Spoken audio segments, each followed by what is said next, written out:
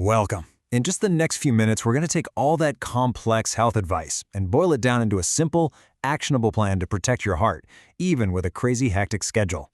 Okay, let's get started on building a plan that'll actually work for you. If this sounds like you are definitely not alone. I mean, the constant pressure of a demanding career can make prioritizing your health feel pretty much impossible. But here's the good news. Protecting your heart doesn't have to be this huge, complicated thing. We're going to break it all down into 5 totally manageable steps.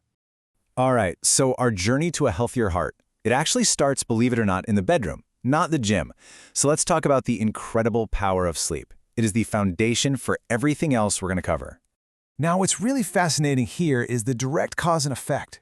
You see, not getting enough regular sleep isn't just about feeling tired. It literally triggers your body to release stress hormones, like cortisol.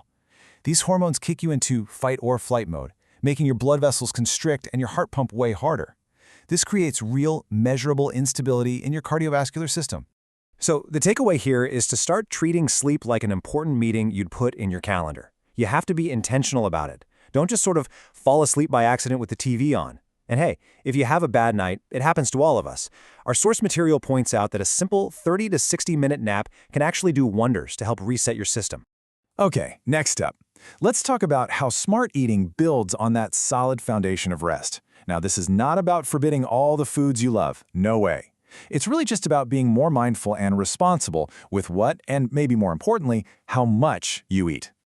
This idea of responsible indulgence is a total game changer. You can absolutely have the cake. You can have those rich, delicious foods. The key is to eat for the experience, for the flavor. Just 1 or 2 bites to really satisfy that craving is often all you need. You're not trying to get full from that specific food. You know, it's all about finding that balance. So go ahead and have that steak, but the trick is to pair it with a huge serving of vegetables. Why? Because the fiber in the veggies helps manage how much of that bad LDL cholesterol your body absorbs. See? It's about making smart additions, not just painful subtractions. All right, now for a really critical point. Well, a lot of foods are perfectly fine in moderation. Our source material puts fried food in a totally different and much riskier category.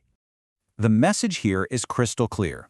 The whole process of deep frying creates these compounds that directly contribute to the blockages, that plaque that leads to heart disease. So it's not just about the calories, it's about the inflammation it causes inside your body. To really get why fried food is so bad for you, let's use a super simple analogy. Just picture your arteries and your blood vessels as brand new, perfectly clean, smooth pipes. Okay, so every time you eat deep-fried food, it's basically like taking a piece of rough sandpaper to the delicate inner lining of those pipes. This constant scraping and irritation causes real damage.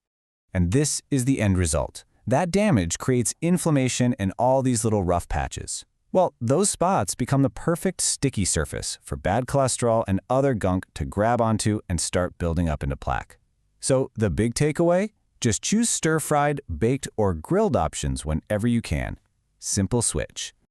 Now for the final, and I mean mandatory piece of the puzzle. According to our source, if you're serious about your heart health, you just have to move your body. There are no excuses on this one. And look at all the options you have. The best exercise is honestly the one you'll actually do consistently. So pick one from this list or something else you really enjoy and make it a non-negotiable part of your day. Just like brushing your teeth. And the impact is huge, and it's measurable. You can see it right here. Regular physical activity is proven to lower bad cholesterol, partly because it helps your liver get it out of your bloodstream more efficiently.